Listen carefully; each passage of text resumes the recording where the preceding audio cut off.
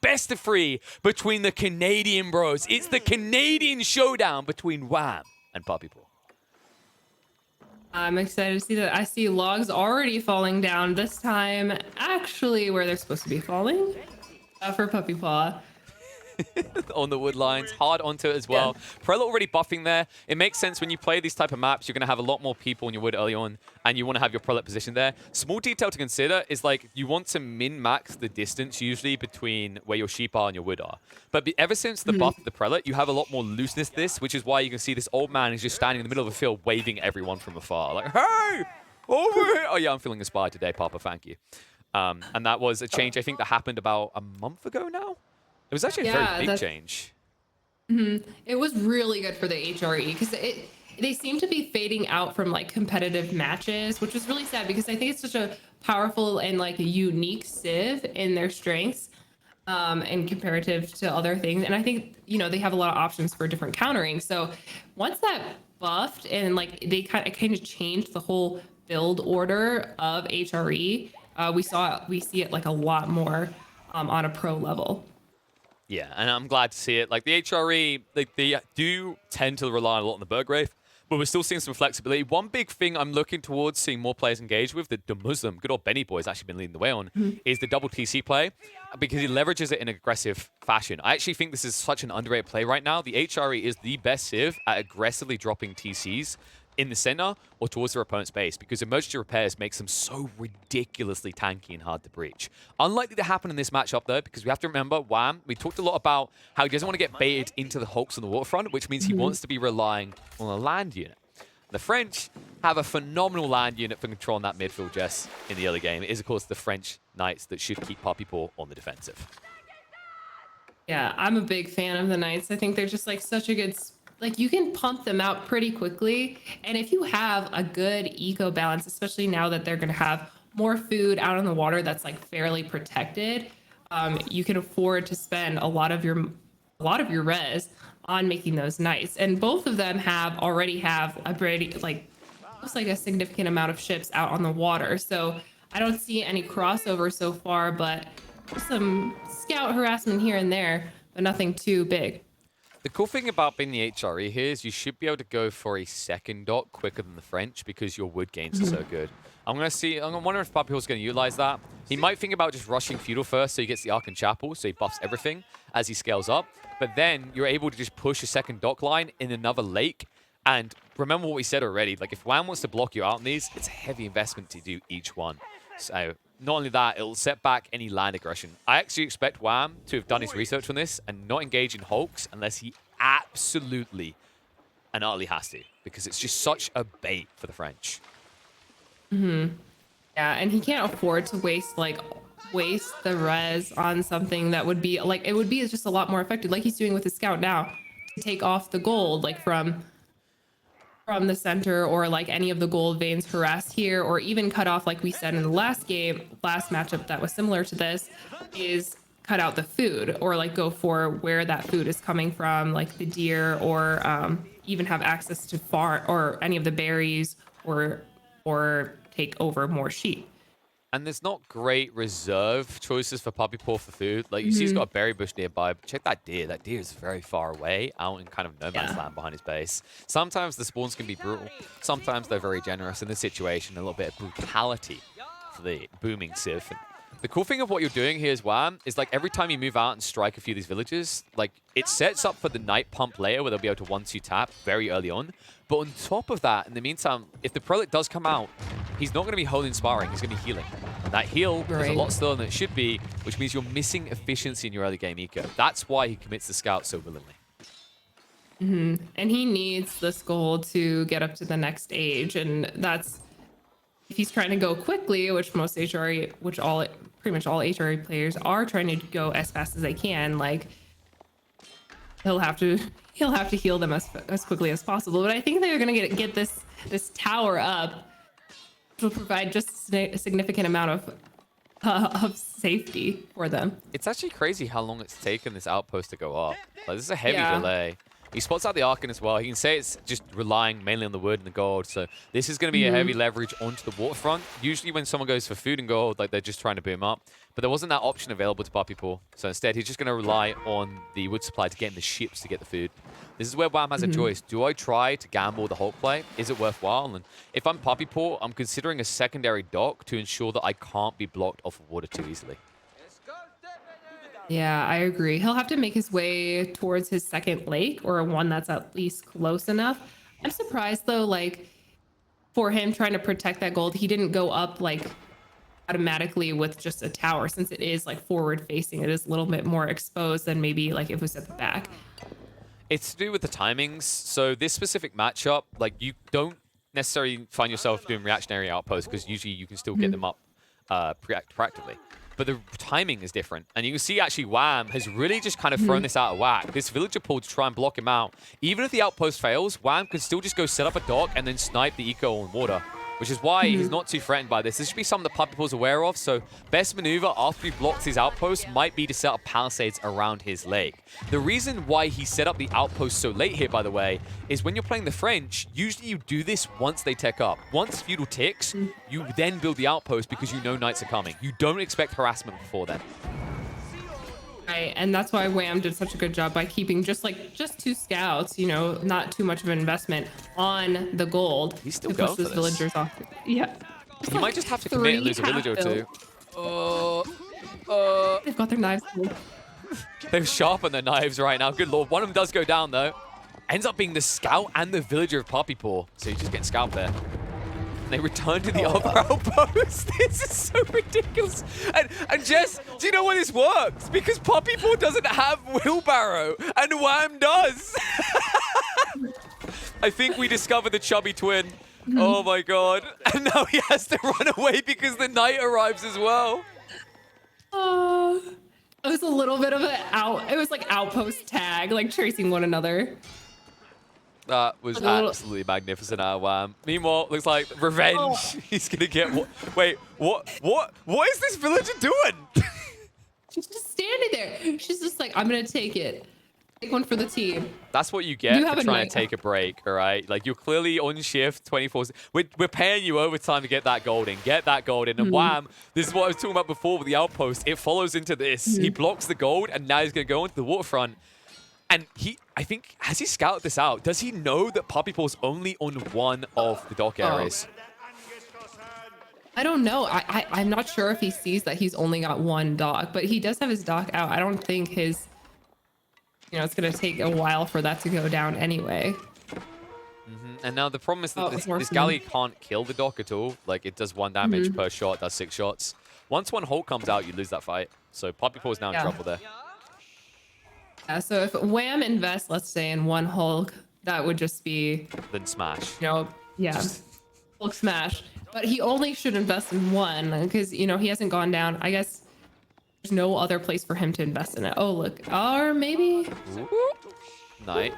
Won't be able to block this. Looks like PuppyPaw is going to be going towards multi-TCs, actually. This could be for the gold, but it could also be for the stone. Oh. Losing that Knight. Ugh. Oh, it looks like the wolf got the last say. I mean, well, you know how PuppyPaw is, right? He's always got to... call upon nature to assist him in these games. He's just got the howling voice for it. Now, the reason he wants to go into 2 TCs potentially here, and I think it's something he should consider, is he's about to get blocked off of his food source. So you could try to bolster on land and just outboom Wham. Because Wham right now is investing in feudal. And in fairness, like going multi-TC, you can hold pretty well the HRE due to those emergency repairs. Yeah, I could see him placing another one down. He doesn't have anyone on stone yet, so it probably won't come out for a while if he does decide to do that. But it looks like he's pushing just in general with his 5 spearmen, just as a precautionary against the night raids. And Wham set up a proxy base. I love the way he's playing this. When was the last time you saw a French player set up a proxy base? It just doesn't happen. No. And I mean, it makes sense having that with the archers. Damn, that shot right there. Sniper on the ballista and out panic mode. PuppyPaw's like, I need out right now. Quickly, everyone pick up the fishing boat and head to the other lake. Oh, God. It's a lot of dead time. This is why I wanted to see him go for the stone, by the way, Jess. Like, you're not getting your food on water anymore. Yeah, I know. And, I mean, he hasn't even... He's right there. He could place a second dock. But going for a second dock, like, what happens? Is your opponent not just... Yeah. Yeah, he's just going to, like, recommit. It's grim. I wouldn't even advise it. I think you just play land now. Let it go. Let it go. Gold has already been spotted too, so it's not like he's not unaware of him on the position at the end of the map. Yeah, the knights can at least be buffered away by the spearmen, but like the gold, it just reveals your plan. Like you don't even have flexibility for second TC. You're rushing castle, but you're rushing castle in a situation where Wham has condensed you entirely. And Wham's like eco, because he's on the fish, he can actually catch up to your tech up timing in the next minute or two. It's pretty damn scary.